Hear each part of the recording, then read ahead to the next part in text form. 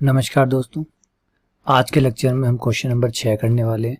और जो question number 6 है उसे समझने से पहले मैं आपको एक चीज़ बताना चाहूँगा शून्य के बारे में, जिसे हम ज़ीरो कहते हैं। अब हम सदिश और अदिश दो चीज़ें पढ़ रहे हैं, तो जब दो चीज़ें पढ़ रहे हैं तो जो शून्य है वो भी बेटा दो प्रकार का होगा। एक तो होगा शून्य जो कि अदिश है। जब आप अदिश शून्य की बात कर रहे हैं इसका मतलब है कि वो सिंपल ज़ीरो, जिसे आप नॉर्मली ज़ीरो लिखते हैं, वो है। और जब आप शून्य सदिश की बात कर रहे हैं तो आप इस तरीके से लिखेंगे। तो दोनों में फ़र्क है, एक अदिश है और एक सदिश है। सदिश में सदिश वाले गुण होंगे, अदिश में कोई गुण नहीं होंगे। अदिश में जो अदिश होता है वैसे ही होगा। तो शून्य भी यहाँ पे दो प्रकार के रहेंगे, एक नॉर्मल शून्य और एक शून्य सदिश। शून्य सदिश का मतलब होगा जिसका आई घटक जीरो, जिसका जे घटक जीरो और जिसका के घटक जीरो। ये आप याद रखिएगा, ठीक है ना। चलिए इसको एक एग्जाम्पल से आपको समझाता हूँ कि मान लीजिए अब आपके पास ए जो है वो एक अचर राशि है। अब ए दो प्रकार से हो सकता है, ए अदिश भी हो सकता है, ए सदिश भी हो सकता है। अगर ए अदिश है तब आप उसका अवकलन करेंगे किसी के साथ भी, और अगर वो अचर है, रिपीट कर रहा हूँ, अचर है, कांस्टेंट है, तो चाहे वो सदिश में हो और चाहे वो अदिश में हो, क्योंकि अवकलन के अंदर अगर कोई चीज़ अचर होती है और उसका आप अवकलन करते हैं तो जीरो आएगा। तो अगर आप अदिश ए का अवकलन करेंगे तो अदिश शून्य मिलेगा आपको। लेकिन अगर आप सदिश ए का अवकलन करेंगे जो कि अचर है, तो बेटा दोनों के दोनों ही अचर, बस एक अदिश है और एक सदिश है। तो यहाँ पर जब आप अवकलन करेंगे तो जो बराबर में आपको मिलेगा वो शून्य सदिश मिलेगा। क्योंकि हमने याद कीजिए शुरू में ही बताया था कि अवकलन जो है वो प्रकृति को चेंज नहीं करता है, अदिश को अदिश ही लौटाता है और सदिश को सदिश लौटाता है। अब आप ए सदिश लें और आपको जीरो अदिश वाला मिल जाए तो ये तो प्रकृति चेंज होगी। दिया तो सदिश था, मिला अदिश, ऐसा तो नहीं हो सकता। तो अवकलन कभी प्रकृति चेंज नहीं करता। इसलिए अगर कोई भी अचर राशि है, चाहे वो सदिश है तो जीरो सदिश मिलेगा, और अगर वो अदिश है तो जीरो अदिश मिलेगा। इस बात का आप ध्यान रखिएगा, ठीक है। दूसरी चीज, नॉर्मली हम ये बात अच्छी तरीके से जानते हैं कि जब भी किसी चीज को, किसी भी अदिश राशि के बारे में बात कर रहा हूं मैं भी एक बार, किसी भी अदिश राशि को अगर आप जीरो अदिश से गुणा करते हैं, ए गुणा जीरो कीजिए या जीरो गुणा ए कीजिए, तो आपको जीरो मिलता है। ऐसा ही सब कुछ सदिशों में भी होता है। अगर ये चीज़ आप सदिशों में देखें तो आपको सदिशों में भी ऐसा ही मिलेगा। लेकिन सदिशों में हमें पता है कि नॉर्मल गुणा तो होती नहीं है। सदिशों में जो गुणा होती है वो तो नॉर्मल होती नहीं है। सदिशों में या तो आप डॉट गुणा करते हैं या आप क्रॉस गुणा करते हैं। तो ए के साथ अगर आपने जीरो सदिश की डॉट गुणा की या फिर जीरो डॉट ए किया तो अब आपको नॉर्मल वाला जीरो मिलेगा, अदिश वाला जीरो मिलेगा। क्यों मिला अदिश वाला जीरो? क्योंकि हमें पता है कि जब हम डॉट गुणा करते हैं तो डॉट गुणा करते टाइम तो दोनों सदिश होते हैं, लेकिन डॉट गुणा करके जो आता है वो अदिश आता है। आपको याद है ना, अदिश गुणा, इसीलिए तो अदिश गुणन कहते हैं इसको। अदिश गुणन क्यों कहते हैं? क्योंकि गुणा जब आप करते हैं तब तो दोनों सदिश होते हैं, लेकिन गुणा करके जो आता है वो अदिश आता है। इसलिए यहाँ पे सदिश वाला जीरो नहीं बल्कि नॉर्मल वाला जीरो आएगा। थोड़ी बहुत बातें ये ध्यान रखने की है आपको। अच्छा, दूसरा, अगर आपने क्रॉस गुणा की ए क्रॉस जीरो, जीरो सदिश के साथ, या फिर जीरो क्रॉस ए किया, तो अब आपको पता है कि सदिश गुणा कर रहे हैं, और सदिश गुणा में जो आपको मिलता है गुणा करने के बाद वो सदिश होता है। इसलिए इस बार जो जीरो मिलेगा वो आपको सदिश वाला होगा। तो ये कुछ छोटी छोटी बातें हैं जिनका आप ध्यान रखेंगे कि एक तो ए कौन है, अदिश है, ए है या बी है, जो भी है वो अचर राशि है। अगर अदिश है तो जीरो अदिश वाला मिलेगा, और अगर वो सदिश है तो सदिश वाला जीरो मिलेगा। इसी प्रकार जीरो से किसी को अदिश राशि का वाला जीरो जो है वो अगर किसी अदिश राशि से गुणा करता है, जिसे सामान्य गुणा कहते हैं। इस गुणा को सामान्य गुणा, क्योंकि ये तो नॉर्मल गुणा है जो हमने शुरू में पढ़ी थी, है ना, जब हम छोटी क्लास में होते हैं एकदम शुरू से यही गुणा पढ़ते आते हैं, पहले सामान्य गुणा। उसके बाद में हमने जब सदिश पढ़े तो हमें पता चला कि दो प्रकार की गुणा और होती है, जिसमें से एक गुणा को अदिश गुणन और एक को सदिश गुणन कहते हैं। तो अदिश गुणन हुआ तो ऐसे काम करेगा, अदिश गुणन, और ये आपका सदिश गुणन। इस तरीके से हमारी गुणा होगी। तो ये थोड़े से नियम है, याद रखिएगा, क्वेश्चन नंबर 6 में काम आने वाले हैं। चलिए क्वेश्चन नंबर 6 स्टार्ट करते हैं। क्वेश्चन नंबर 6 में कहा गया है कि आर कोई सदिश है, ए कोई अचर सदिश है। आर जो है वो एक सदिश है, ए जो है वो अचर सदिश है। तो इनके अवकलन ज्ञात कीजिए, निम्नलिखित के अवकलन ज्ञात कीजिए। इसमें कई क्वेश्चन है, इसमें टोटल 8 क्वेश्चन है, ए से लेकर एच तक। छठे क्वेश्चन की जो पार्ट है वो ए से लेकर एच तक है, यानी टोटल 8 क्वेश्चन है। इनका टी के सापेक्ष अवकलन करने के लिए इसने कहा है, ठीक है। चलिए स्टार्ट करते हैं क्वेश्चन नंबर ए से। क्वेश्चन नंबर ए है आर डॉट ए। रिपीट कर रहा हूँ, याद दिला रहा हूँ, आर जो है वो सदिश है, कोई सदिश फलन है, ठीक है, नियतांक नहीं है, अचर नहीं है ये। ए जो है वो अचर सदिश है। अब इसका पूछ रहा है कि टी के साथ अवकलन कीजिए। तो चलिए स्टार्ट करते हैं। D upon D T R dot A. हम जानते हैं कि डॉट गुणा का जब अवकलन करते हैं तो अवकलन कैसे होता है, पहले आप आर का अवकलन कर देंगे, D R over D T dot A को बाहर छोड़ देंगे, फिर आर को बाहर छोड़ देंगे, डॉट ए का अवकलन। तो इस तरीके से आपका अवकलन होता है गुणा के नियम से। डॉट गुणा का डॉट गुणा चाहे क्रॉस गुणा हो, याद होगा आपको, मैंने पहले लास्ट लेक्चर में बताया था। तो इस तरीके से होगा।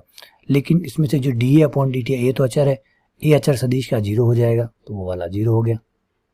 D R over D T, D R over D T कितना होगा ये मैं नहीं पता। क्यों नहीं पता? क्योंकि हमें ए नहीं पता, आर नहीं पता कि आर कौन है, इसलिए हम कुछ नहीं बता सकते। बस D R upon D T को D R upon D T लिख के ही छोड़ना होगा। लेकिन यहाँ आर ए के बारे में हम जानते हैं, ए अचर सदिश है, इसलिए इसका अवकलन जीरो सदिश आ गया। और जीरो सदिश आने की वजह से D R over D T dot A, ये हमारा आर डॉट ए हो गया, जो कि जीरो हो गया। क्योंकि जब भी कोई जीरो सदिश से डॉट गुणा करता है या क्रॉस गुणा करता है तो जीरो ही आता है, तो ये जीरो आ गया। तो आपके पास आंसर आ गया D R upon D T dot A. ये लीजिए, ये अवकलन आ गया। अब आप सोचेंगे तो बहुत छोटा सा था। तो बेटा ये सिर्फ आपको नियम सिखाने के लिए कुछ क्वेश्चन बनाए गए हैं, ताकि आपको समझ में आ जाए कि अगर सदिश डॉट गुणा में है या क्रॉस गुणा में है तो अवकलन कैसे काम करता है। आइए आगे बढ़ते हैं क्वेश्चन नंबर बी पे। क्वेश्चन नंबर बी में क्रॉस गुणा दी गई है, आर क्रॉस ए का अवकलन कीजिए। ठीक है, आर क्रॉस ए का करते हैं, D upon D T R cross A, D R over D T cross A plus R को छोड़ दिया, D A over D T. Cross गुणा का नियम लगा दिया। अब जैसा कि ए जो है वो अचर सदिश है, अचर सदिश होने की वजह से जो ए का अवकलन है टी के साथ वो जीरो होगा, ये जीरो आ जाएगा। बाकी as it is D R over D T cross A plus R cross ये जीरो। और आर क्रॉस जीरो आपको याद होगा, मैंने बताया था जीरो सदिश आता है। जब आप जीरो सदिश के साथ क्रॉस गुणा करते हैं तो आपको जीरो सदिश मिलता है, और जीरो सदिश किसी के साथ जुड़ने में उसमें कोई फर्क नहीं डालता। तो ये हो गया D R over D T cross ए। ये लीजिए हमारा आंसर आ गया। चलिए आगे बढ़ते हैं, क्वेश्चन नंबर 3 पे आते हैं। ये है are dot D R over D T का अवकलन। ठीक है, तो ये रहा डी अपॉन डी टी, और जिसका करना है उनको लिख लीजिए are dot D R over D T.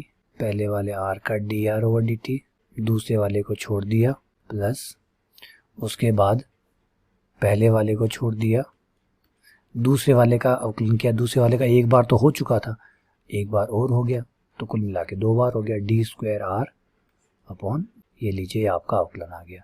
अब जो डॉट गुणा होती है उसमें एक खासियत होती है, अगर ए डॉट ए होता है, अगर ए डॉट ए होता है तो आप उसे सिंपली ए स्क्वायर भी लिख सकते हैं, या फिर आप चाहें तो ए के परिमाण का स्क्वायर ऐसे भी लिख सकते हैं, जैसा आपको ठीक लगे।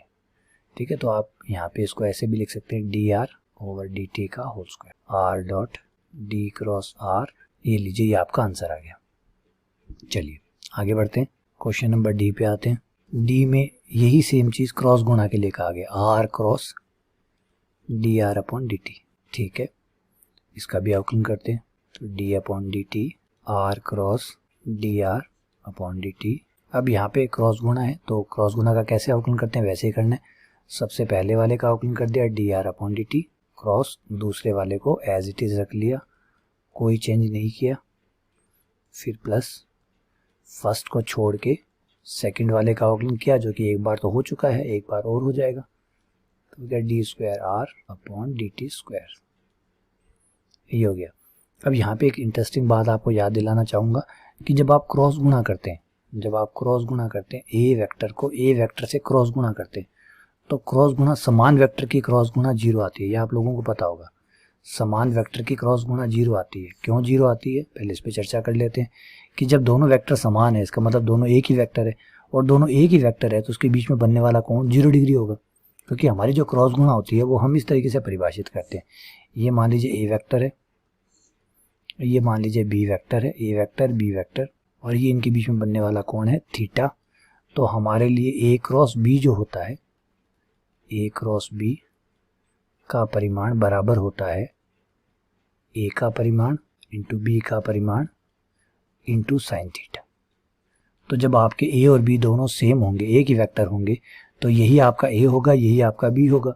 दोनों सेम होंगे, यही आपका ए वेक्टर और यही आपका बी वेक्टर, क्योंकि ए और बी वेक्टर तो एक ही है। तो जब दोनों सेम है तो बनने वाला कोण जो थीटा है वो 0 हो जाता है, और थीटा 0 होने से साइन 0 0 हो जाता है। तो आपका a क्रॉस b का जो परिमाण है, a क्रॉस b का परिमाण जो है वो 0 आ जाता है। और परिमाण जो है किसी भी सदिश का परिमाण केवल तभी 0 होता है जब वो सदिश 0 सदिश का ही परिमाण 0 होता है। इसका मतलब a क्रॉस b कितना हुआ, 0 सदिश हुआ। क्योंकि अगर कोई सदिश 0 नहीं है तो उसका परिमाण भी 0 नहीं होता। तो अगर a क्रॉस b का परिमाण 0 आ रहा है, इसका मतलब है कि a क्रॉस b 0 सदिश है, क्योंकि सिर्फ शून्य सदिश का ही परिमाण 0 होता है।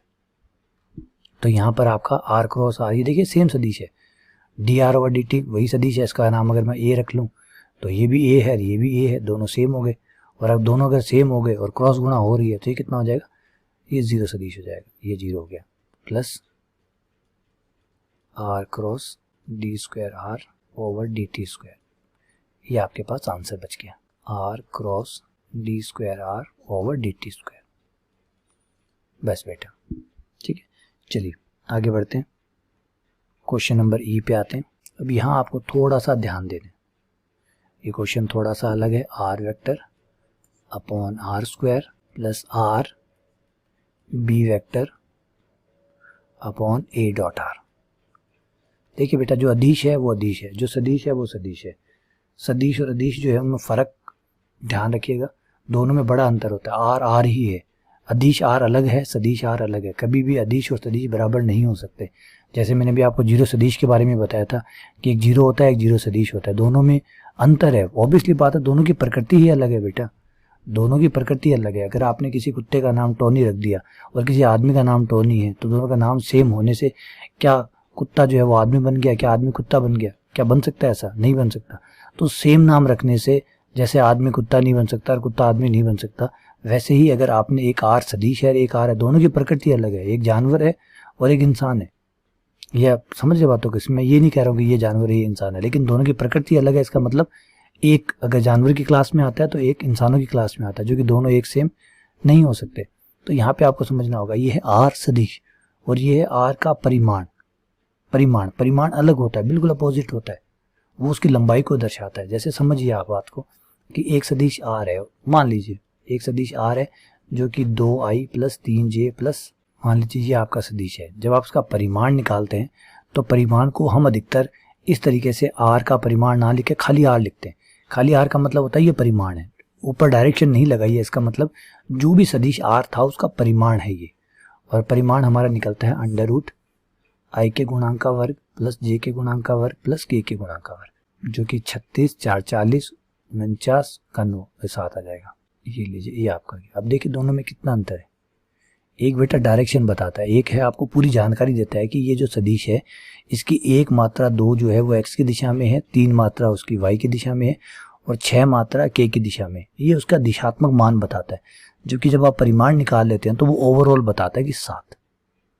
ये जो पूरा सदिश है, इस सदिश की जो लंबाई है, जो लेंथ है, वो कितनी है? 7 है। तो देखिए दोनों में अलग अलग डिटेल छुपी हुई है। एक आपको पूरा बता रहा है कि यहाँ तक पहुँचने के लिए, किसी पॉइंट तक पहुँचने के लिए आपको कितना कितना चलना पड़ेगा, कितना आपको x की ओर चलना पड़ेगा। आप इसे ऐसे समझ सकते हैं, मान लीजिए ये पॉइंट है, ये पॉइंट से ये 2 है, तो ये आपको समझा रहा है कि पहले आपको इस दिशा में 2 चलना होगा, फिर आपको y दिशा में यहाँ 2, यहाँ 3 चलना होगा।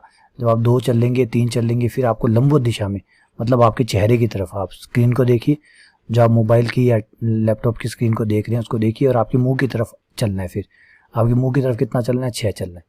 तो ये 2 3 ये 6 अलग अलग डिटेल दे रहे हैं। और 7 क्या है? 7 ये है कि इस पॉइंट से वो जो सीधा पॉइंट है, वो जो लास्ट होगा। अब देखिए यहाँ थोड़ी सी प्रॉब्लम है कि मैं सीधा पॉइंट कैसे बनाऊं, क्योंकि कागज पे तो 2 डायमेंशन बन सकता है, तीसरा जो है वो स्क्रीन से बाहर की तरफ आएगा, जो कि मैं बना नहीं सकता। तो एक बार अगर आपको कोई कन्फ्यूजन ना हो तो मैं एक डॉटेड करके बना देता हूँ, ताकि समझ में आ जाए कि वो बाहर की तरफ है। ये बोर्ड पे नहीं है, ये आपके मुंह की तरफ है, एकदम सीधा आपका चेहरे की तरफ आ रहा है ये, ठीक है। तो ये 2 ये 3 और सीधा आपके चेहरे की तरफ 6। और अब ये 7 क्या है? 7 ये सीधी दूरी आई है, ये यहाँ से लेकर इस पॉइंट तक की डायरेक्ट। तो ये आपका मापांक होता है। मापांक आपको बताता है किस पॉइंट से आपने स्टार्ट किया था। तो बेटा बस आपसे यही एक विनती है, एक रिक्वेस्ट है कि आर का परिमाण और आर सदिश दोनों का अंतर जो है उसको बनाए रखना, इसे मत भूलिएगा, ठीक है। चलिए अब हम अवकलन करते हैं, डी अपॉन डी टी लगाते हैं इसके आगे और अवकलन स्टार्ट करते हैं। D upon D T. यहाँ तो आप भाग का नियम लगाएंगे, भाग का नियम लगाएंगे तो आपका आर स्क्वायर आप बाहर छोड़ेंगे, नीचे वाले को बाहर छोड़ते हैं, ऊपर वाले का अवकलन करेंगे, ऊपर वाले का अवकलन हो जाएगा D R over D T minus, फिर आप नीचे वाले ऊपर वाले को छोड़ देंगे बाहर, आर सदिश को बाहर छोड़ दिया, इस आर स्क्वायर का अवकलन कर दिया जो कि हो गया 2r, खुद R D R over D T. बस याद रखिएगा कुछ पे सदिश है उस पे सदिश लगाइएगा, जो नहीं है उस पे मत लगाइएगा। नीचे आर का स्क्वायर जो कि हो गया 4 पावर। ये पहला अवकलन कंप्लीट हो गया। प्लस दूसरा अवकलन, यहाँ पे भी आपको भाग का नियम लगाना है। भाग का नियम लगाना है तो किसको बाहर छोड़ना है, ए डॉट आर को बाहर छोड़ना है। ए डॉट आर को बाहर छोड़ दिया, इसका अवकलन किया, इसमें आप बी सदिश को बाहर छोड़ेंगे क्योंकि बी तो अचर सदिश है, बी बाहर हो गया, आर का अवकलन D R over D T हो गया, फिर माइनस का चिन्ह। अब ऊपर वाले को बाहर छोड़ दीजिए, आर बी सदिश को बाहर छोड़ दिया, नीचे वाले का अवकलन किया, नीचे वाले का अवकलन में गुणा का नियम लगेगा। पहले आप ए का अवकलन करेंगे, D A over D T, dot are बाहर छोड़ दिया, उसके बाद में आपने ए को बाहर छोड़ा और आर का अवकलन किया D R over D T, D R सदिश ओवर डी टी। देखिए बेटा जो सदिश है उस पर मैंने सदिश का चिन्ह लगाया है और जो सदिश नहीं है उस पर नहीं लगाया, क्योंकि अवकलन जो है वो ना तो सदिश को अदिश बनाता है ना ही अदिश को सदिश बनाता है, उसका काम चेंज करना नहीं होता, उसको जो होता है उसको वैसा ही रखता है। ठीक है ना, ठीक है, चलिए कॉमन निकाल देते हैं। अब यहाँ पे ये आर सदिश है, यहाँ कोई आर सदिश है नहीं, हाँ आर अदिश जरूर है, ये आर अदिश है, ये आर अदिश है, एक आर अदिश आप कॉमन निकाल सकते हैं, कॉमन लेके नीचे से कट कर सकते हैं। तो एक आर अदिश आपने कॉमन ले लिया और कट कर दिया, तो ये आपके बच गया आर अदिश डी आर सदिश बटा डी टी, माइनस 2 आर अदिश बाहर जा चुका है, 2 आर सदिश और आर अदिश का अवकलन D R over D T बटा नीचे एक आर कट चुका है, इसलिए आर की पावर बच गई 3। अब ये ना तो घटेंगे ना कटेंगे, क्यों बेटा ये आर अदिश है और ये सदिश है, और ये सदिश है ये अदिश है, तो ये दोनों बिल्कुल अलग पड़ जाती है, तो ना ये कटेंगे ना सरल होंगे, बस एज इट इज जैसे हैं वैसे के वैसे ही पड़े रहेंगे। ये आप बी सदिश को आप आगे लिख सकते हैं, बी सदिश भैया आगे आ जा, ए डॉट आर है ही, ए डॉट आर और आर अदिश का अवकलन D R over D T minus, यहाँ पर ए सदिश अचर सदिश है इसलिए इसका अवकलन 0 हो जाएगा, है ना, 0 सदिश हो जाएगा, और 0 सदिश के साथ कोई भी डॉट गुणा करे वो टोटल मिला के ही 0 हो जाता है, तो ये पूरा 0 हो गया, तो ये बच गया आर बी सदिश और ए डॉट डी आर सदिश बटा डी टी बटा ए डॉट आर का स्क्वायर, ए डॉट आर का, ये लीजिए फाइनल आपका आंसर आ गया। तो उम्मीद करता हूँ ये बात आपको समझ में आ गई होगी। चलिए आगे बढ़ते हैं अगले क्वेश्चन की तरफ। क्वेश्चन नंबर, इसी का एफ पार्ट, इसका एफ पार्ट है आर स्क्वायर आर सदिश प्लस ए डॉट आर और बी सदिश। ठीक है, तो चलिए अवकलन शुरू करते हैं। डी अपॉन डी टी लगाते हैं इसके आगे, D upon R square R सदिश प्लस ए डॉट आर, गुणा का नियम लगेगा, आर स्क्वायर को बाहर छोड़ दिया, आर सदिश का अवकलन D R over D T, फिर आपका आर सदिश बाहर, आर स्क्वायर का अवकलन 2r, अदिश है तो अदिश आर, कोई बात नहीं, हमें क्या परेशानी, जो जैसा आएगा उसका वैसा अवकलन कर देंगे, प्लस बी सदिश अचर है, बी सदिश आप बाहर रहो, ए डॉट आर का करेंगे तो सीधे सीधे ए का अवकलन तो 0 हो जाएगा, तो ए का क्या अवकलन करना है, ए को छोड़ दीजिए, ए डॉट, चाहे तो आप गुणा का नियम लगा सकते हैं, लेकिन गुणा का नियम लगाएंगे और फिर ए का अवकलन 0 कहेंगे तो इससे बेहतर है सीधा ही जैसे आप छोड़ते हैं नियतांकों को वैसे छोड़ दीजिए, बी नियतांक का छोड़ दिया, ए नियतांक का छोड़ दिया, आर का अवकलन D R over D T. ये लीजिए सिंपल पार्ट हो गया, ये आपका आंसर हो गया। तो उम्मीद करता हूँ कि ये ज़्यादा मुश्किल नहीं है, आपको आराम से समझ में आ रहे होंगे कि हम क्या कर रहे हैं। उसके बाद उसका जी पार्ट है आपके क्वेश्चन का, आर क्यूब आर सदिश plus A cross D are बटा डी टी। तो अब यहाँ पे भी डी अपॉन डी टी लगा दीजिए, अवकलन कीजिए, देखिए क्या आता है, D upon D T R cube R सदिश plus A cross D R over D T. पहले आर क्यूब और आर सदिश जो है इनका अवकलन कर देते हैं अपन, इन दोनों का, तो भाई आर क्यूब का 3r स्क्वायर, खुद आर का, अच्छा सॉरी, खुद आर का D R over D T, है ना, ये हो गया, और आर सदिश एक बार बेटा, और अगली बार आप आर क्यूब को छोड़ देंगे, आर सदिश का कर देंगे D R over D T, D R सदिश ओवर डी टी, प्लस इनका करेंगे तो आप गुणा के नियम से कर सकते हैं, लेकिन मुझे नहीं लगता आपको गुणा का नियम लगाना चाहिए क्योंकि ये अचर है, ये अचर है, तो आप ए को सीधा छोड़ दीजिए, क्योंकि अगर आप गुणा का नियम लगाएंगे तो आप ए का अवकलन करेंगे, इसे छोड़ेंगे, ए का अवकलन 0 हो जाएगा, वो सारा 0 हो जाएगा, फिर अगली बार ए को छोड़ेंगे, इसका करेंगे तो मूलभूत है इसी का अवकलन होता है, तो डी स्क्वायर आर सदिश बट्टा डी टी स्क्वायर, एक बार हो चुका है, एक बार और हो गया, ये लीजिए, ये आपका आंसर आ गया, ठीक है ना। चलिए आगे बढ़ते हैं, क्वेश्चन नंबर एच जो कि लास्ट है, आर की पावर एन आर सदिश D upon D T are की पावर एन आर सदिश, गुणा का नियम लगाएंगे तो एन आर की पावर एन माइनस 1 खुद आर का D R over D T, ये आर सदिश बाहर, फिर आप आर की पावर एन को बाहर छोड़ देंगे, आर सदिश का अवकलन करते, ये आपका आंसर हो गया। तो बड़े छोटे छोटे से क्वेश्चन हैं, ज़्यादा कुछ एफर्ट की जरूरत नहीं है, ज़्यादा सोचने समझने की आवश्यकता नहीं है, छोटे जो नॉर्मल आपके नियम होते हैं अवकलन वाले वो लगाइए, और बस थोड़ा सा डिफ्रेंशिएशन जो है ना वो बनाए रखिए कि भाई एक सदिश है और एक अदिश है, अदिश के साथ अवकलन तो एक ही है, अवकलन तो एक ही नियम काम करता है। अब आर की पावर एन, तो आर की पावर एन का वही होगा, एन आगे आर की पावर एन माइनस 1, तो अवकलन तो किसी का भेदभाव नहीं करता, बस आपको ध्यान रखना है सदिश हो तो सदिश लगाइए, अदिश हो तो अदिश लगाइए, बस इतना आप ध्यान रखिए, ठीक है। चलिए बहुत बहुत धन्यवाद, शुक्रिया।